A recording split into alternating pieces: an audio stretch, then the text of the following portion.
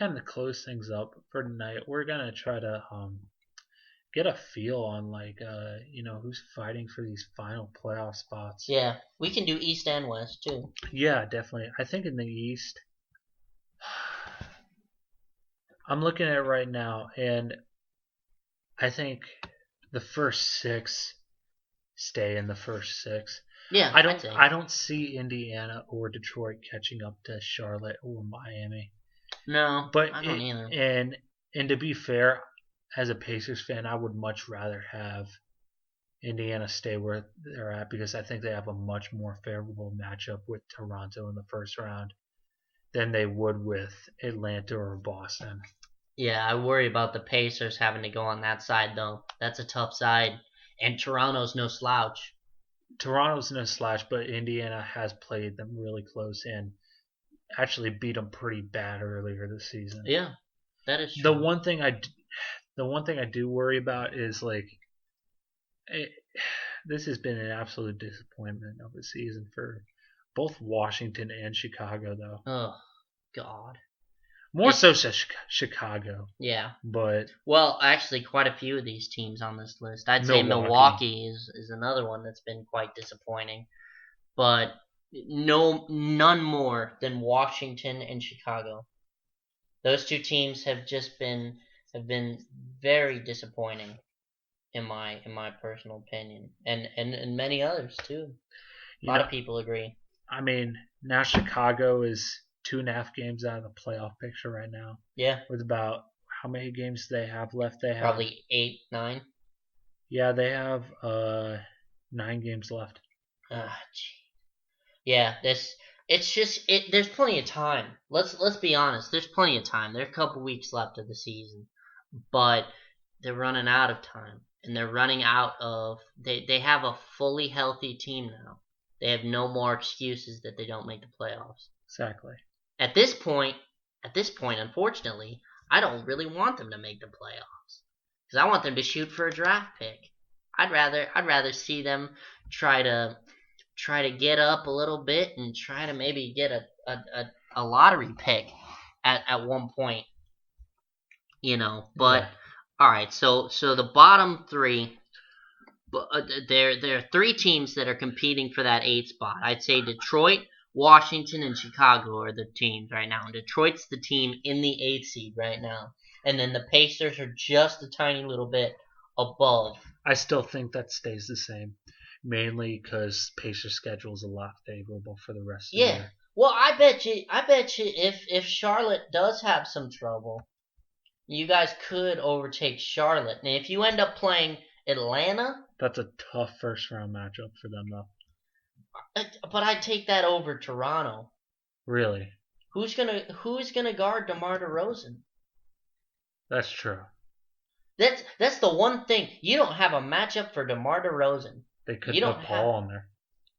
I don't know, man. Paul George. I don't know how well Paul George matches up with DeRozan, though. And do you really want to expend all of Paul George's energy when he's going to have to come down and score a lot of the important buckets? Yeah.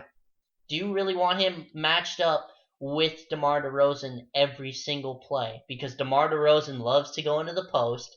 He loves to get inside, and he loves to shoot free throws. That's a lot of stress to put on Paul George. That's true. To have to carry both sides of the floor, And then who else is going to guard him? Monte Ellis is too small. He can't guard in the post. DeMar DeRozan will just shoot over him. And then you have Kyle Lowry. And if DeMarre Carroll comes back, now you've got DeMarre Carroll guarding Paul George. So now DeMar DeRozan gets a break on defense. So you really have to mull your options and say, all right, if we're Indiana, we don't want to have to play them. We'd much rather play Atlanta, and I would much rather play Atlanta. Oh, I'd love to play Atlanta as a 6. That's heaven because I don't think Atlanta's that good. Well, I don't either, but they've got our number. They do have our number. Yeah. For 3 years. They've had your number. Even this year. All right. So that's the race out east. Now let's move on to the race in the west here. This is a lot closer. Really?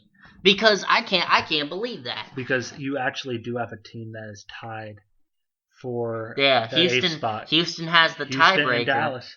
Houston has the tiebreaker here. That's an interesting scenario there. It is. I don't see the 1 through the 5 changing at all. No. I see Portland staying where they're at. Yeah. Yeah, Portland and Utah are still jockeying for position. Neither Houston or Dallas have been really good of late. Well, and I think the point is kind of moot anyway because in the first round, if you have to play Golden State, you're probably going to get beat. I mean, Houston gets owned by Golden State and has been this season. They were owned last year. They just, like, Golden State just kills Houston. And you know what? James Harden, unfortunately, will have a great series, and he might get swept. He'll get no help. No, absolutely none. But you know what, man? I love Utah. They've been fun to watch. You know, like they're not fun to watch, but they get the job done. They get the job done, and that's what's so impressive is how well and at how high of a level that they have been playing at. And Portland, honestly, most genuine surprise. These three, the 6, 7, and the 8 are still going to be decided at the very last week of the season. You know, so these are gonna change, I bet. And you know what? Whether or not Dallas or Houston make it, I think that either team is gonna get beat by Golden State. I'd love to see Dallas because I'd love to see Dirk Nowitzki make another playoff appearance. Yeah. And score again. Maybe this might be his last hurrah here. So I'd love to see. I bet he goes a couple more seasons here. I think so too. I bet you he goes a couple more because I don't want to see him retire. Not in Kobe's shadow, at least. I don't want to see him retire in Kobe's shadow. But no. So we've still got plenty of time left in the season. And there's still plenty of moving and shaking here in the last couple weeks of this season. So I think this will be kind of an entertaining finish and conclusion to the season, don't you? Yeah, I definitely do. Especially with Indiana, especially with Indiana. Considering a majority of their games they played this past year are versus teams of 500 or better. Yeah. They definitely do have a more favorable schedule the rest of the way. Yeah, definitely. With Utah and Houston, though, like you said, I think it's coming down to the last week of the season. Mm-hmm. I personally do want Dallas over Houston mainly because I think they can give Golden State a little bit better run with their money. It's a little bit more unpredictable if Dallas makes it. I mean, they'll still lose to Golden State. Well, but we know exactly the series that's going to happen if it's Houston and Golden State. We know exactly how that's going to pan out. Dwight Howard's going to be invisible. James Harden's going to come out and score 35 and get praised. And their team's going to get beat by 20 every single game. So we know how this series is going to end. Now how it ends up with Dallas, where does Darren Williams fit in? Does Dirk Nowitzki go off? Like there are just more questions in the air. And that's why I'm more excited to see, a team like Dallas make it.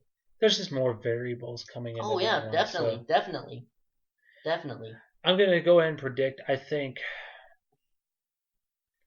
I hate to say it for the Bulls, but I think their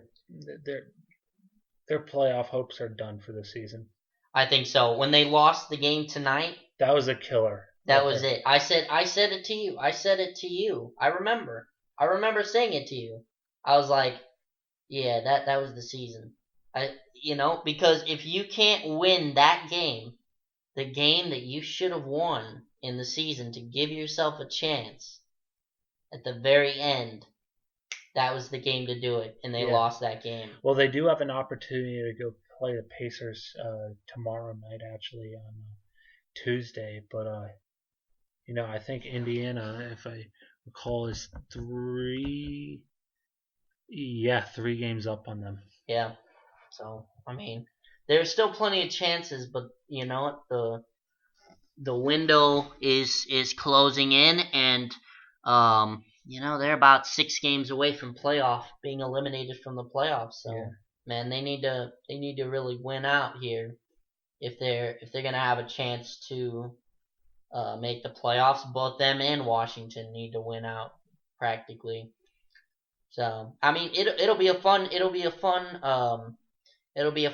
last week of the season, and we'll see if the Bulls can respond and make a push here, and if not, it's just going to be more disappointment, I guess. Yeah. More disappointment in my life as it usually turns out.